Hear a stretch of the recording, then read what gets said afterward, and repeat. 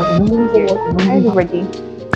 So I want to say thank you to everyone who subscribed, liked, commented, and shared my posts or my YouTube link. I really do appreciate you guys. Yes. So I've been thinking, do you ever feel like your life's on pause? Like you're not moving forward, you're not moving backwards, you're just where you are. Because when you feel like that, if you're not careful enough, you miss what you were supposed to get in that period, like that stage of your life, you miss it. Because that's the period where everyone around you is making it, and everyone around you seems to be busy doing something, seems to be busy living their life happy and all that, and you feel stuck, like nothing is going on in your life. You just feel like you've been in one place for long, and every other person is just doing things and living their life, and it's so sweet, and you're like, what's going on in my life? I've been there. Every other person around you is getting married, everyone, they're doing engagements, birthday celebrations and all that, and you're in your house thinking about your life, and you're like, God, what's going on? So the thing is, when these things happen, it doesn't actually mean that you're stuck. That's a phase of life that God wants you to go through. And if you go through that phase without really getting what He wants you to learn, you're going to continue to be in that phase till you learn what God wants you to learn. So I would say that is your waiting time, is your waiting stage where you wait on God. And you don't wait on God by comparing yourself with people. I've been there and I know what I'm saying. So the thing is, when you're in your waiting process, when you're in your waiting stage, there's a way to wait. You can't wait by comparing yourself with people. You can't wait by measuring your level of success with other people. You can't wait by grumbling, complaining, and looking for faults. That's the wrong way to wait. If you wait that way, you will never get what God wants you to get in that waiting stage. You will never get the lesson. You will never get anything you were meant to get. Or you will never get the knowledge, the wisdom, the capacity you were supposed to get for that stage. There's a way to wait. And just so, if you're in that stage right now, here's me telling you that that's not the right thing to do. Do not compare.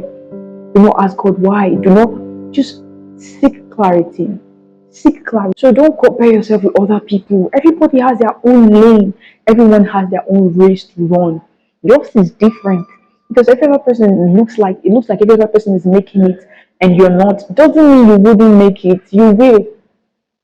It's not just your time yet. So you have to understand. So you have to understand times and seasons. It might be your season for growth, and God's allowing you to go through that process so you can grow, so you can learn more, so you be equipped for your next phase. So when you're comparing, when you're angry, when you're depressed, you can't grow, you can't learn, you can't build capacity. So now it's time to stop and say, God, just use me how you want to use me and yield to the leading of the Holy Spirit. And you can't yield to the leading of the Holy Spirit if you don't commune with the Holy Spirit. So spend time with God, study the Word, know God for yourself. So you don't go out and you hear this one about God, you believe it, you go out, you hear this one about God, you take it in and you're confused. Our God's not a God of confusion. Know God for yourself. When you know God for yourself, you know when you're hearing the wrong thing and you know when you're hearing the right thing. So there's something that happens when you know God for yourself. There are things you hear you don't take because you know that's not what God's saying. That's not what the word says. That's not it at all. Because if you don't know God for yourself, but you hear this one, you hear this one, you mix them together, and if you're living right, you're not.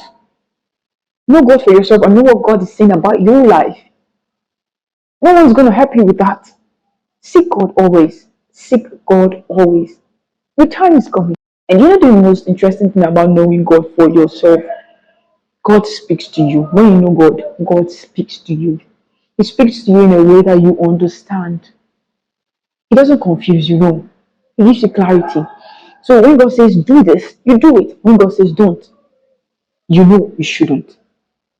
So it's a sweet thing because you're in sync with the Holy Spirit. And when you're in sync with the Holy Spirit, you move in a different dimension. It's so interesting because not everybody understands this. Your pastor can't help you know God.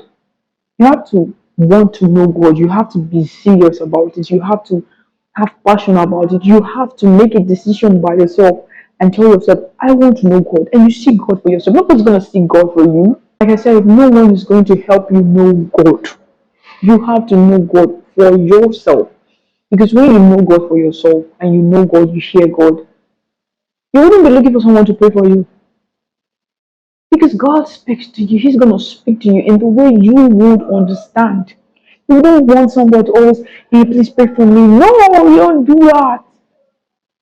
When you know God, you walk in authority, you walk in boldness, courage, and so much power.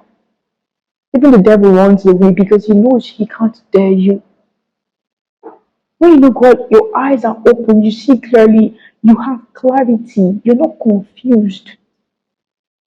Seek God today, genuinely seek God today. God wants you to come to Him. Come to God. He's willing to help you. Go to God. Do not allow your pride kill you in this life. Go to God. God is waiting.